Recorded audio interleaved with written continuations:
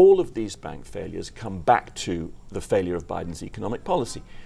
Essentially, it's interest rates that have killed sudden surging record interest rates to deal with record inflation that have killed the assets within SVB. Welcome to the Debrief, where we talk to the Washington Examiner's top journalists about the headlines they're covering and where the story's going next.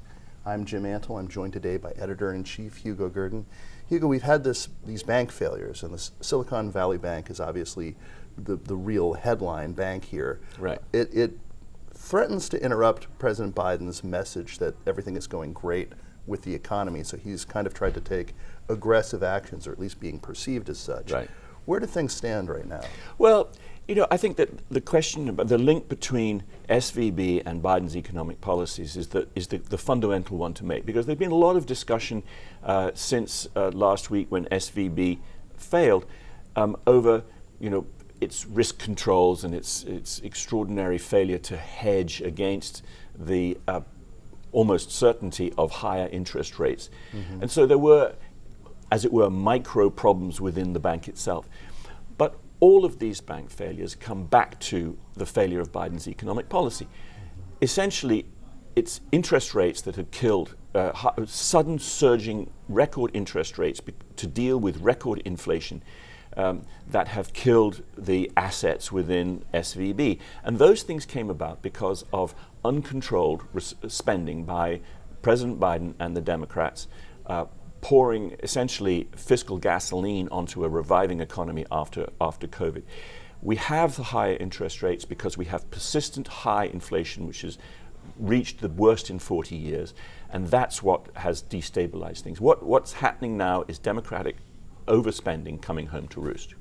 And Biden has made the opposite case. He's tried to essentially say that everything that's happened as a result of COVID reopening is actually a result of his spending. Oh, yes, he's tried to claim credit for the rebound. There's been an enormous number. He claims, for example, the record numbers of jobs created on his watch. Really what this is the natural rebound from an extremely steep and brief recession. You get the massive creation of jobs, you get rebounding revenues. He's taking credit for things that were happening before he even began on the job. And what he did was unfortunately accelerate them beyond his own control or anybody's control.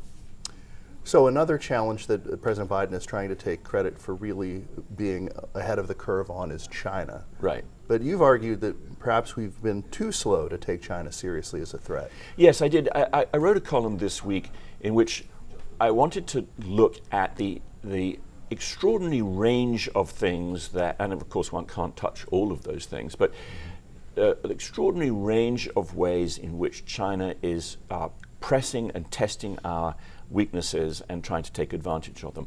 Right across the Cold War battlefield, it is doing things that are in and of themselves often very bold, often outrageous, but just fall below the threshold of being, provoking real action. Right. There was an excellent report in the Wall Street Journal just recently, in the last several days, about the building of artificial islands on reefs in the South China Sea, which China, against international law, claims as an inland sea for itself, and over which it claims sovereignty.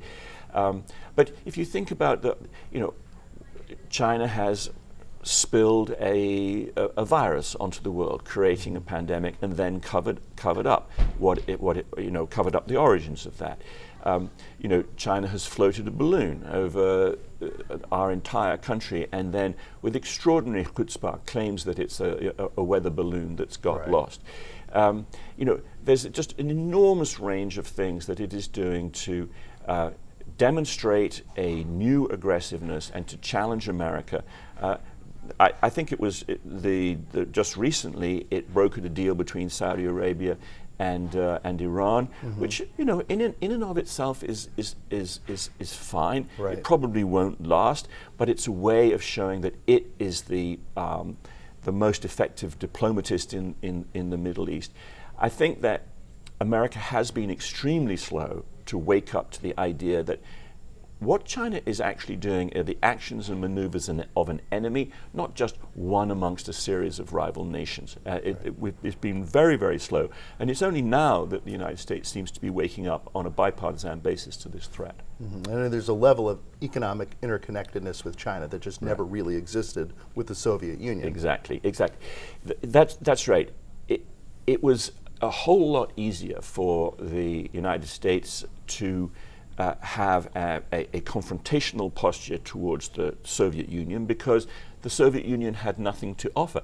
That's actually also why the Islamist world hated the United States a great deal more than the Soviet Russia, because there was nothing to lure or hold the youth of the Islamic world in Russia. There was a great attraction here in the United States. Now we have that same problem where our enemy that wants to do us damage has it has a hold on us because of its economic because of the economy.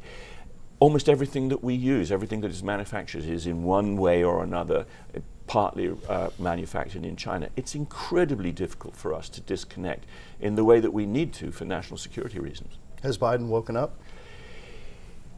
Yeah, he is waking up. I think that he's still too inclined. Even at 9 a.m.? Even at Right. But maybe, by the time he gets to a noon press conference, yes, he has indeed done so. But it's been extremely slow. The real leadership, it seems to me, is coming more from Capitol Hill, where, Representative Mike Gallagher of Wisconsin, who chairs the China subcommittee, is providing new real leadership and getting bipartisan buy-in from the Democrats. I think the leadership on China is coming from Capitol Hill, and that's a very good thing to see. We'd like to see more of it, of course, from Biden. Thank you, Hugo. Thanks very much. You can read Hugo and the rest of our political team's coverage at washingtonexaminer.com.